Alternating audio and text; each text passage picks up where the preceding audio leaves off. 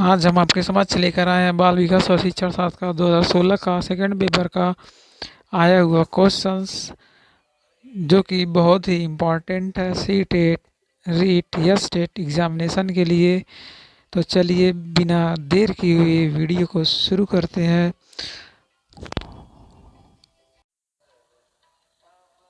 चलिए अपना आज का सीडीपी का सेशन स्टार्ट करते हैं। क्वेश्चन नंबर 1 है आपका, एक शिक्षिका अपनी कक्षा में विविधता को संबोधित कर सकती है। तो यहाँ पर कुट दिए गए हैं, भिन्नताओं को स्वीकार करके और उसे महत्व देकर। ऑप्शन नंबर बी दिया है, बच्चों की सामाजिक सांस्कृतिक पृष्ठभूमि का शिक्षा शास्त्रीय संसाधन के रूप में प्रयोग करके। सी दिया गया है, विभिन्न अधिगम शैलियों को समायोजित करके। डी, मानक निर्देश देकर और निष्पादन हेतु सर्वमान्य मानदंड निर्धारित करके। तो इसका सही ऑप्शन हो जाएगा नंबर 1, यानी कि 1, 2 और 3 तीनों विकल्प सही है। आगे बढ़ते हैं।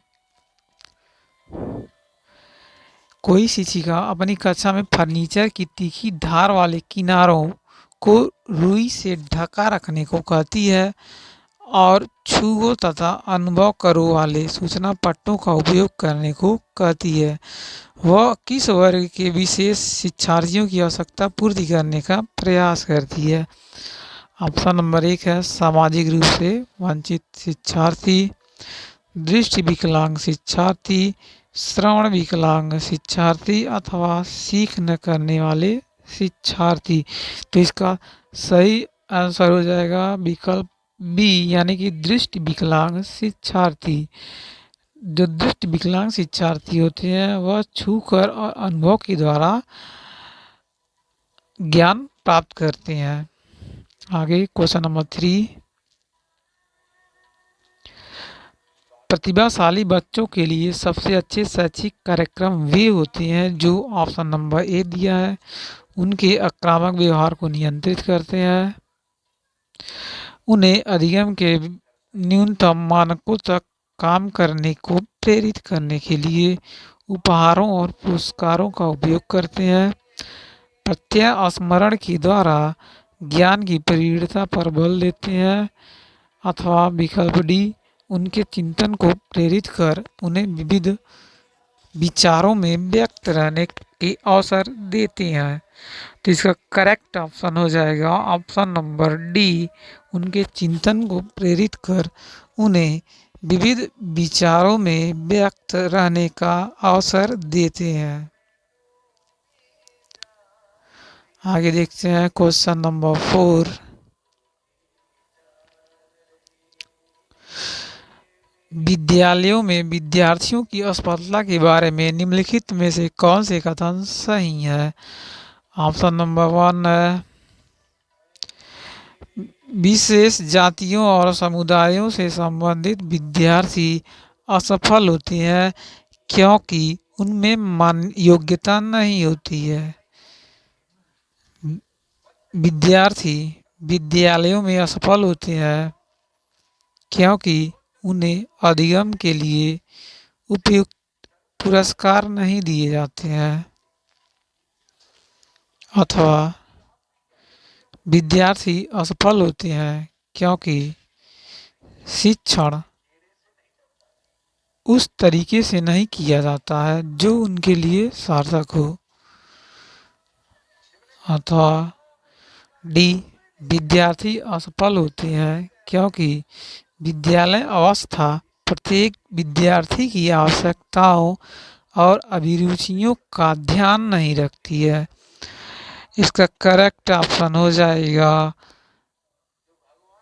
बी, यानी कि 3 और 4 जो ऑप्शन है सही है। इसमें विद्यार्थी असफल इसलिए होते हैं क्योंकि शिक्षण उनके अपने तरीके से नहीं किया जाता, यानी उनको समझ में नहीं आता, तो वह ठीक से समझ नहीं पाते हैं, इसलिए असफल होते हैं।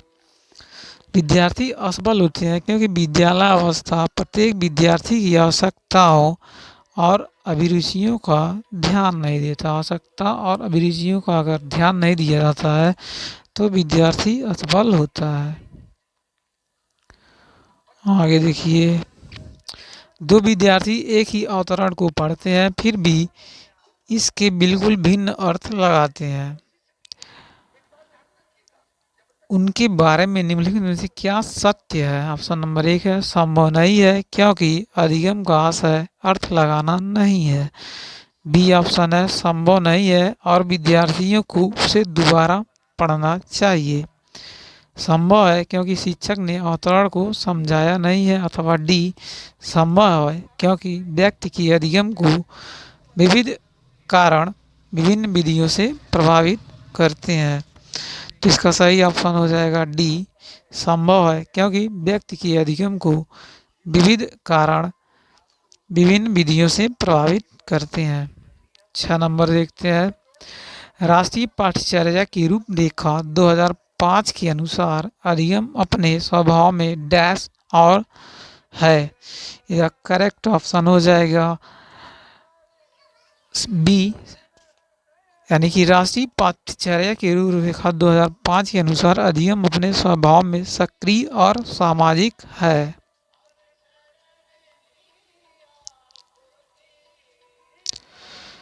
क्वेश्चन नंबर 7, विद्यार्थियों को स्वतंत्र रूप से चिंतन करने और प्रभावी शिक्षार्थी बनाने में सक्षम बनाने हेतु शिक्षक के लिए यह महत्वपूर्ण है। ऑप्शन नंबर 1, एक संगठित तरीके से जानकारी को प्रस्तुत करना ताकि पुनः स्मरण करने में सरल हो।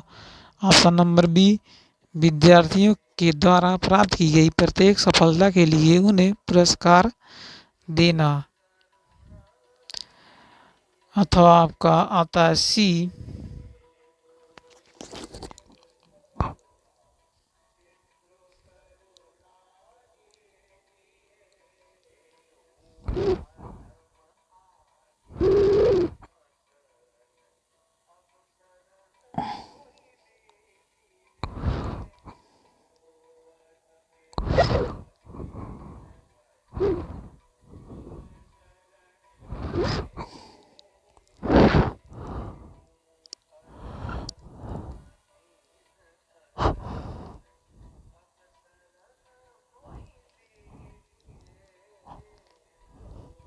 हाँ